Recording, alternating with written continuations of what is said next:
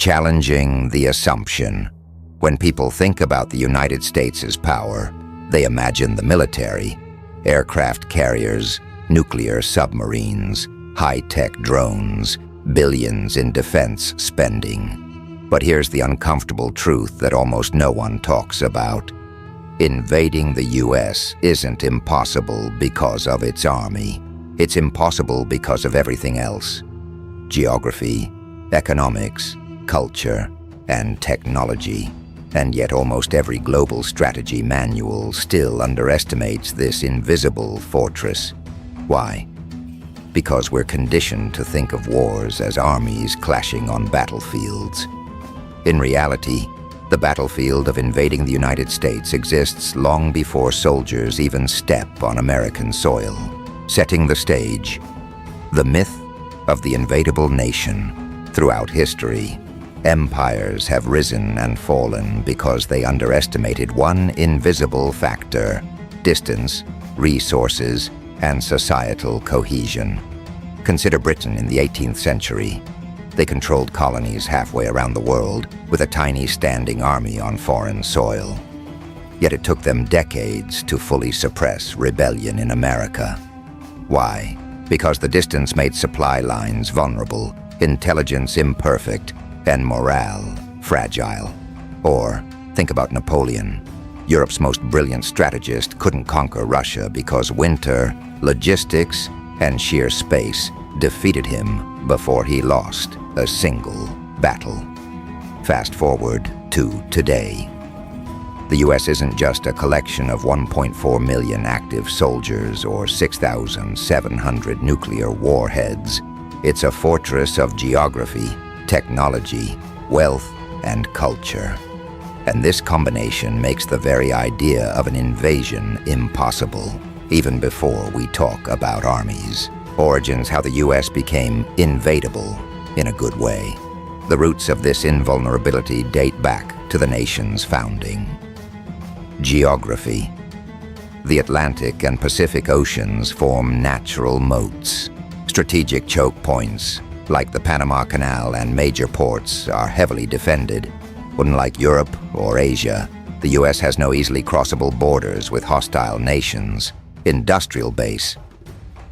From World War I onward, the US built a self-sufficient industrial machine. Steel, oil, food, weapons, all could be produced internally, making blockades or sieges ineffective. Economic systems. The dollar became a global reserve currency. The US can finance wars, rebuild infrastructure, and maintain supply chains, even in global crises. Culture and society. Historically, Americans are decentralized. States have autonomy, militias, and local resources. Civic infrastructure, from roads to rail to communication, is robust, making centralized disruption nearly impossible. Rise the compound effects of modern defenses. The modern US advantage isn't just history. It's layered systems built over decades. Cyber and intelligence networks. The US monitors threats globally before they reach its borders. Air and naval superiority. Even in hypothetical invasions, troops would struggle to transport forces without immediate detection. Population distribution. Major urban centers are inland and fortified. Supply lines are long. Imagine trying to land a conventional army on the East Coast. Every port is monitored. Every airspace is surveilled. Logistics alone would take years to coordinate long enough for the US to mobilize, respond, and neutralize threats. Breaking point: why army strength alone is irrelevant. Here's the counterintuitive part. The US could theoretically be invaded if someone had infinite soldiers, money, and ships. But that scenario doesn't exist, and it won't. Why? Logistics killers. An army needs food, fuel, ammunition, and medical support. Transporting millions of troops across thousands of miles of ocean is exponentially harder than anyone imagines. Civil resistance. The US population is armed and decentralized. Even a successful landing would face guerrilla resistance. Economic retaliation. The U.S. controls global financial systems. Any invading power risks crippling their own economy before they even land troops. So the breaking point isn't a battlefield. It's planning and supply. And every historical attempt to overcome this, from Germany to Japan to Napoleon, failed miserably. Fallout hypothetical invasion scenarios. Let's imagine, purely hypothetically, that an invading force did make it to U.S. soil. Supply lines would stretch across oceans, vulnerable to attack. Air and naval forces could isolate and destroy them before reinforcements arrive. Economic collapse in the invading nation would ensue due to sanctions, blockades, and disruption of global trade. Civil unrest in occupied areas would escalate into nationwide resistance. Essentially, even in a successful landing, the cost would be catastrophic, making occupation unsustainable. Failed fixes. Why invaders can't solve logistics or society. Historically, powers tried three main fixes when planning invasions. Political subversion, attempted during colonial rebellions. Partial success, but never total. Economic blockades. Britain and France tried, but the U.S. economy is too diversified and internally robust. None of these would work today. Cyber and satellite surveillance would expose movements instantly. Local resistance is armed and motivated. Even partial occupation triggers global economic collapse before victory. Modern parallels. Data that shocks. Naval superiority. U.S. Navy. 11 aircraft carriers. 68 destroyers. 14 submarines. Invading force would need hundreds of ships. Fully loaded. Without detection, impossible. Population and gun ownership.